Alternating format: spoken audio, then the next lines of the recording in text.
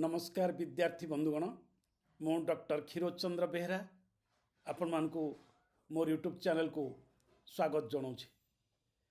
विद्यार्थी बंधुगण आपण मानक मध्यरु किछि विद्यार्थी गोटे जटिल प्रसंग मो पाखरे उपस्थापन करिसेंती।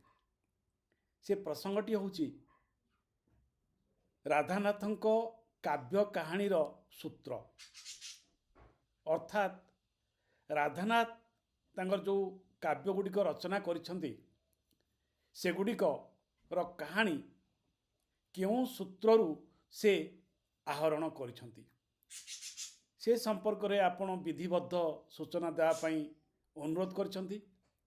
आज मु से प्रसंग टी आलोचना करुछि। मने रखंतु विद्यार्थी बंधुगण कि केउठारु केउ तथ्यटी आहरण करुछि से निजे से लेखक निजे ताहाकु स्वीकार न कला पर्यंत से संपर्क रे गोटे सर्वशेष मत ग्रहण करा जाई पारिबो नाही।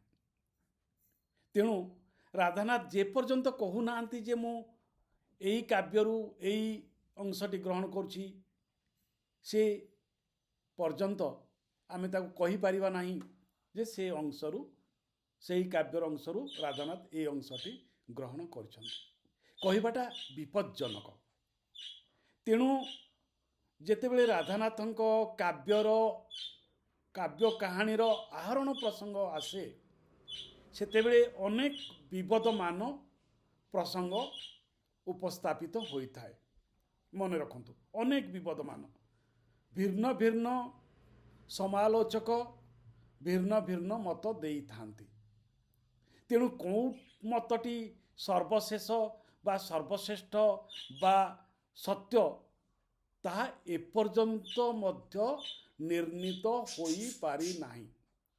कारण जे जो मत देइचंती ताकू जुक्ति सिद्ध भाव में उपस्थापन करचंती, किंतु राधानाथ जी सही तथ्य को आधार करी काव्यटी रचना करचंती यह कुहा जाई पारिबो नाही। तेणु ए प्रसंगटी एक विवादमान प्रसंग।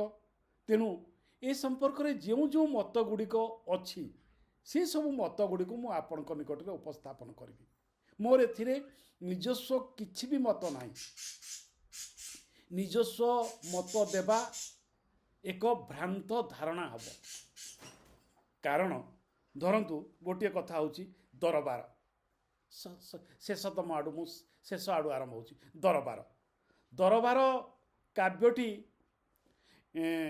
इंग्रेजी कवि स्विफ्ट गलिभर्स ट्राभेल अनुकूल बा सही परी गलिभर ट्राभेल्स रे पार्लियामेंट रो सदस्य मानकू समालोचना कराई व्यंग कराई जेपरी दरबार काव्य राधानाथ करिसंती राजा राजुडा मानकू समान समान चेतना समान चिंतन।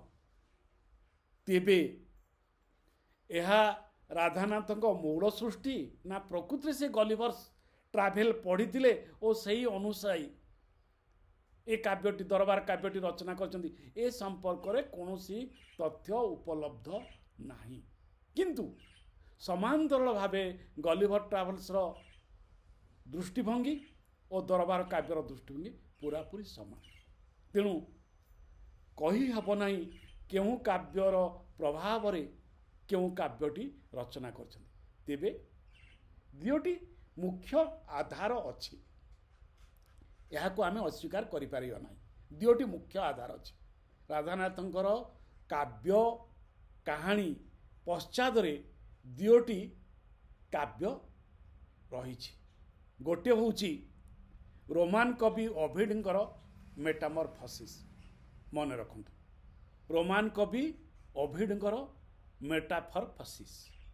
आउ गोटे होची होमरंकर इलियाड। होमरंकर इलियाड ग्रीस कवि होमरंकर इलियाड रोमान कवि नहीं रोमान कवि ओभिडंकर मेटामॉर्फोसिस एवं ग्रीस कवि होमरंकर इलियाड। एठी जो कहानी रही से कहानी आधार रे राधानाथ तांकर काव्य गुड़िक रचना कर मु आउ गोटे गुरुत्वपूर्ण कथा कहवाई चाहूँगी जे केवल राधानाथ नुहति सेतेबेले समग्र विश्व रे मेटामॉर्फोसिस और होमर को इलियाड ओभिड को मेटामॉर्फोसिस एवं होमर को इलियाड समग्र विश्व साहित्य को प्रभावित करथिला। तेणु शेक्सपियर सेठू नहीं सेहीपरि आमर बंगीय कवि माइकेल मधुसूदन दत्त सेठू नहीं एवं आपण माने जानती जे राधानाथ माइकेल मधुसूदन को अध्ययन करथिले पढ़ी तांका भितर गोटे सुसंपर्क थिला। तेणु माइकेल मधुसूदन जेतेबेले वीरांगना काव्यटी लेखुचंती सेतेबेले राधानाथ मध्य ताको अध्ययन करुचंती। तेणु समग्र विश्व साहित्य रे मेटामॉर्फोसिस और इलियाड रो कहानी गुड़िक प्रभावित करथिला एवं कवि मन को आंदोलित करथिला एवं कवि माने ताहार प्रभाव मुक्त होई पारि नाहांती। ये होची मूल कथा।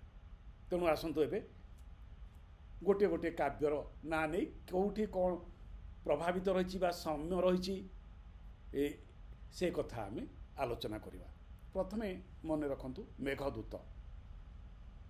मेघदूत कालिदासंकर मेघदूतर अनुवाद बोली अनेके कहती किंतु मो मतरे यह अनुवाद नुहे ट्रांसलेशन नुहे यह अनुसृजन ट्रांसक्रिएशन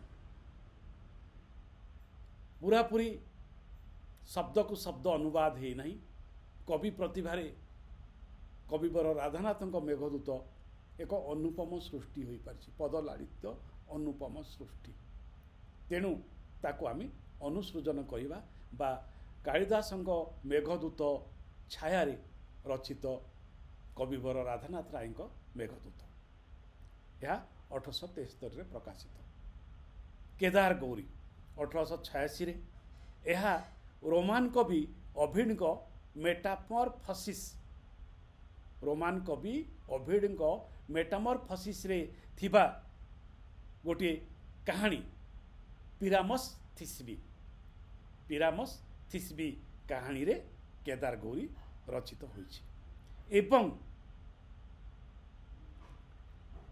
mid summer night Shakespeare mid summer night जो कथा मैं कहूली शेक्सपियर मिड समर नाइट रो पंचम दृश्य रे ए पिरामस थिस्बी मध्य रही।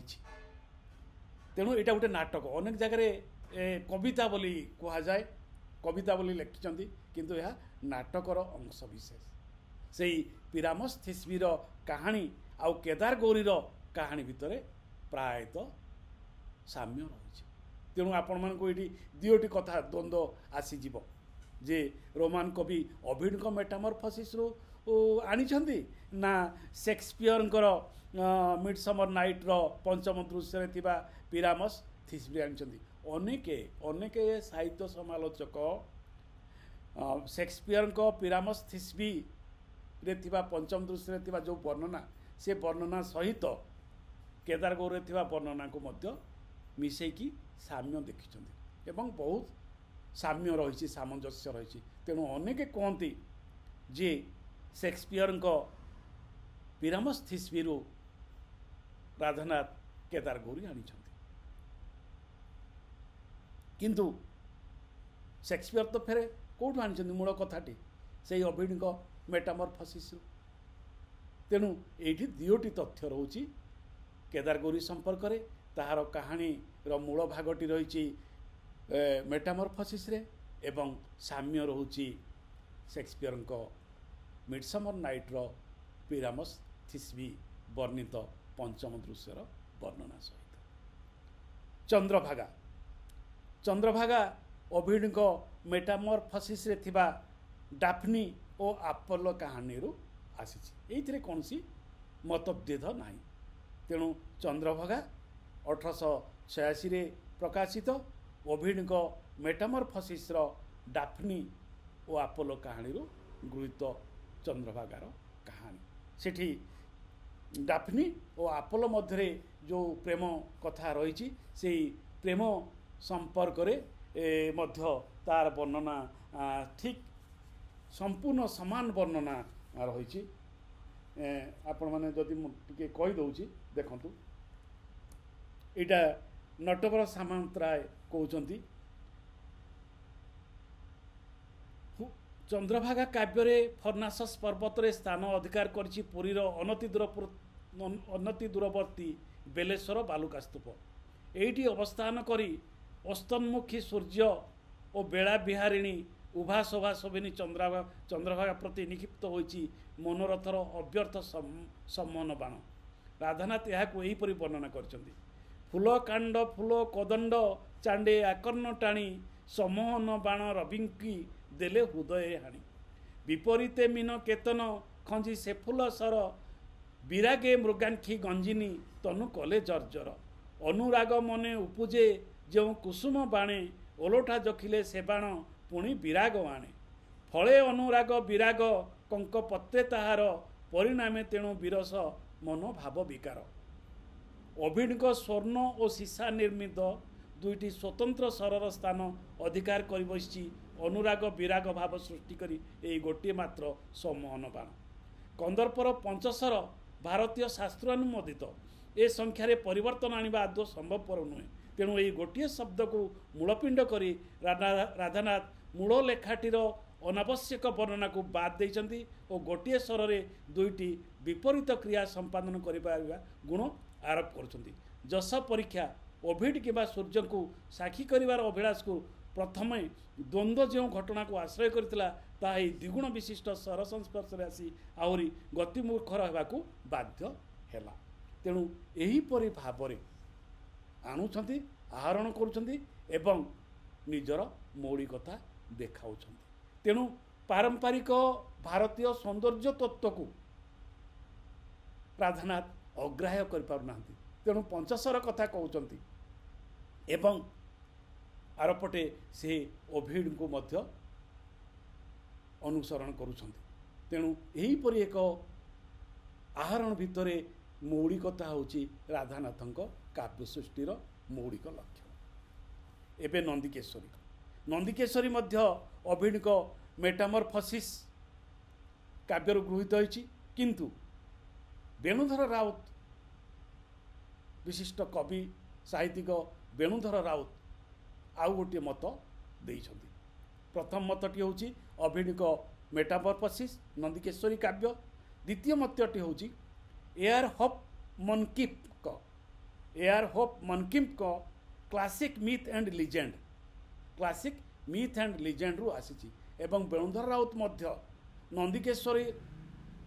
ନନ୍ଦିକେଶ୍ୱରୀ କାବ୍ୟରୁ ଉଦାହରଣ ନେଇ ତାହା କିପରି କ୍ଲାସିକ୍ ମିଥ୍ ଆଣ୍ଡ ଲିଜେଣ୍ଡର ପାଖାପାଖି ସମୀପବର୍ତ୍ତୀ ସେ କଥା ମଧ୍ୟ ଆଲୋଚନା କରିଛନ୍ତି।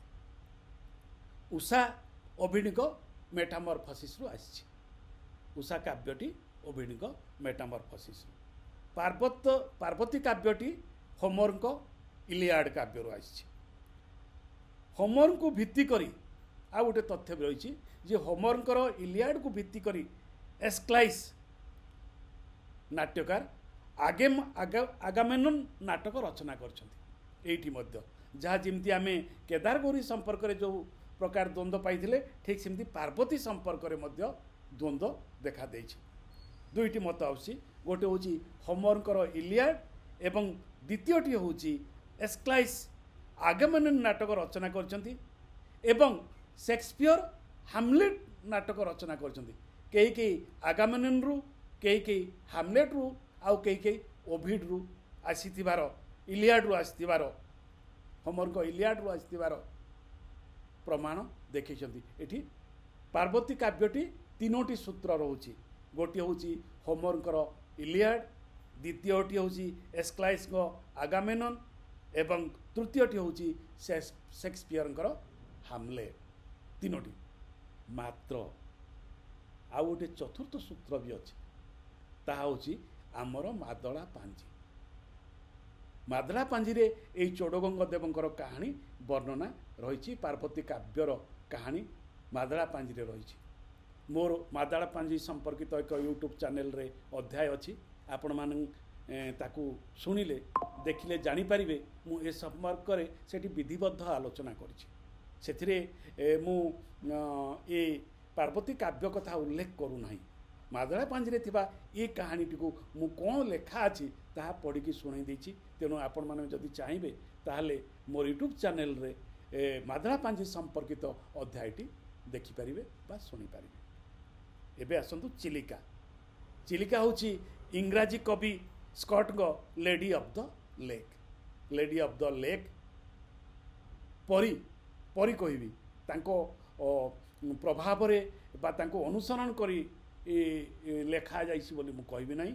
ଲେଡି ଅଫ୍ ଦ ଲେକ୍ରେ ଯେଉଁ ଭାବନା ରହିଛି, ଯେଉଁ ଆଭିମୁଖ୍ୟ ରହିଛି, ଠିକ୍ ସେହିପରି ଚିଲିକା କାବ୍ୟରେ ମଧ୍ୟ ତାହା ରହିଛି। ତେଣୁ ଇଂରାଜୀ କବି ସ୍କଟଙ୍କର ଲେଡି ଅଫ୍ ଦ ଲେକ୍ ସହିତ ଚିଲିକା କାବ୍ୟର ତୁଳନା କରାଯାଇଥାଏ। ମହାଯାତ୍ରାରେ ମହାଭାରତର କାହାଣୀ କଥା ଅଛି, ତେଣୁ ସେଇଠୁ ଆସିଛି। କିନ୍ତୁ ତା ସହିତ ଭର୍ଜିନ୍ଙ୍କର ଆନେଟ୍ କାବ୍ୟର ଶେଷ 2 ସର୍ଗରେ ଯାହା ରହିଛି ତାହା ମଧ୍ୟ ମହାଯାତ୍ରାରେ ପଢ଼ିବାକୁ ମିଳିଥାଏ। ମନେ ରଖନ୍ତୁ, ଭର୍ଜିଲ୍ଙ୍କର ଆନେଟ୍ ବୋଲି ଗୋଟେ କାବ୍ୟ ଅଛି। AENEID ଆନେଟ୍ ବୋଲି ଗୋଟେ କାବ୍ୟ ଅଛି। ସେଇ କାବ୍ୟର ଶେଷ ସର୍ଗରେ ଯେଉଁ ବର୍ଣ୍ଣନା ରହିଛି ତାହା ମଧ୍ୟ ମହାଯାତ୍ରାରେ ଦେଖିବାକୁ ମିଳେ। ଯଯାତି କେଶରୀରେ ସେକ୍ସପିୟରଙ୍କ ନାଟକ 12th ନାଇଟ୍। ଯଯାତି କେଶରୀ ଆଉ 12th ନାଇଟ୍ ଭିତରେ ଗୋଟେ ସାମ୍ୟ ରହିଛି। ସେକ୍ସପିୟରଙ୍କ ନାଟକ ଦରବାର କଥା ତ ମୁଁ କହିଥିଲି। ତେଣୁ ଏହିସବୁ ଭାବରେ ନଟବର ସାମନ୍ତରାୟ ଗୋଟେ ଗୁରୁତ୍ୱପୂର୍ଣ୍ଣ କଥା କହିଛନ୍ତି, ଅତି ଗୁରୁତ୍ୱପୂର୍ଣ୍ଣ। ସେ ଗୋଟିଏ ଧାଡ଼ି ଯଦି ଆପଣମାନେ ମନେ ରଖିବେ ତାହେଲେ ବହୁ କଥା ମନେ ରଖିବେ। ସେ କହୁଛନ୍ତି କେଦାରଗୌରୀ, ଚନ୍ଦ୍ରଭାଗା, ନନ୍ଦିକେଶ୍ୱରୀ, ଉଷା, ପାର୍ବତୀ 5ଟି କାବ୍ୟ। କେଦାରଗୌରୀ, ଚନ୍ଦ୍ରଭାଗା, ନନ୍ଦିକେଶ୍ୱରୀ, ଉଷା, ପାର୍ବତୀ ଏସବୁ ହେଉଛି ରୋମାନ କବି ଓଭିଡଙ୍କର ମେଟାମରଫସିସ୍। ସେ ସମ୍ପର୍କରେ ରାଧାନାଥ ସାହିତ୍ୟ ସମୀକ୍ଷା ପୁସ୍ତକରେ ସେ ଲେଖୁଛନ୍ତି। କ'ଣ କହୁଛନ୍ତି ଟିକେ ଶୁଣନ୍ତୁ। ସ୍ଥୂଳ ଦୃଷ୍ଟିରେ ଉପରୋକ୍ତ 5ଟି କାବ୍ୟ କ'ଣ? କେଦାରଗୌରୀ, ଚନ୍ଦ୍ରଭାଗା, ନନ୍ଦିକେଶ୍ୱରୀ, ଉଷା, ପାର୍ବତୀ।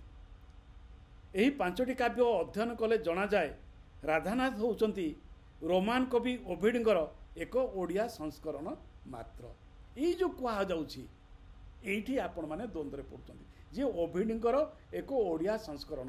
ଏଇଠି କାହା କଥା ଆଉ ଭୁଲିଗଲା ନା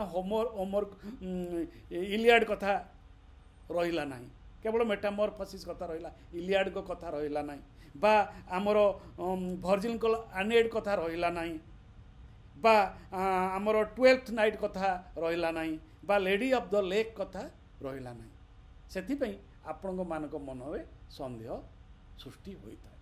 ତେଣୁ ଏ ସନ୍ଦେହ ନ ରଖି ପ୍ରତ୍ୟେକ କାବ୍ୟର ଗୋଟେ ଗୋଟେ ଆହରଣ ସୂତ୍ର ରହିଛି ଏବଂ ସେହି ଆହରଣ ସୂତ୍ର ମୁଁ ଆପଣମାନଙ୍କ ନିକଟରେ ଉପସ୍ଥାପନ କଲି। ଆଶା କରୁଛି ଏ ଅଧ୍ୟାୟଟି ଆପଣମାନଙ୍କ ସାହାଯ୍ୟ କରିବ, ସହଯୋଗ କରିବ, ରାଧାନାଥଙ୍କ କାବ୍ୟ କାହାଣୀ ଆହରଣର ସୂତ୍ର ସମ୍ପର୍କରେ କିଛି ଜ୍ଞାନ ପ୍ରଦାନ କରିବ। ଆଜି ପାଇଁ ଏଇଠି ରହୁଛି। ନମସ୍କାର ଓ ଧନ୍ୟବାଦ। ଆପଣମାନେ କମେଣ୍ଟ ବକ୍ସରେ ଦୟାକରି ମତାମତ ଦିଅନ୍ତୁ ଏବଂ ମୋ ୟୁଟ୍ୟୁବ୍ ଚ୍ୟାନେଲ୍ ଡକ୍ଟର କ୍ଷୀରୋଦ ଚନ୍ଦ୍ର ବେହେରାଙ୍କୁ ସବସ୍କ୍ରାଇବ୍ କରନ୍ତୁ, ଲାଇକ୍ କରନ୍ତୁ। ଆପଣମାନଙ୍କର ସହିତ ଭାବ ବିନିମୟ ହେଲେ ହିଁ ଆମେ ଏ ଚର୍ଚ୍ଚାକୁ ଆଗକୁ ନେଇପାରିବା। ତେଣୁ ଆପଣମାନଙ୍କର ସବସ୍କ୍ରିପସନ୍, ମତାମତ ତଥା ଲାଇକ୍କୁ ମୁଁ ଅପେକ୍ଷା ରହୁଛି। ଧନ୍ୟବାଦ ଓ ନମସ୍କାର।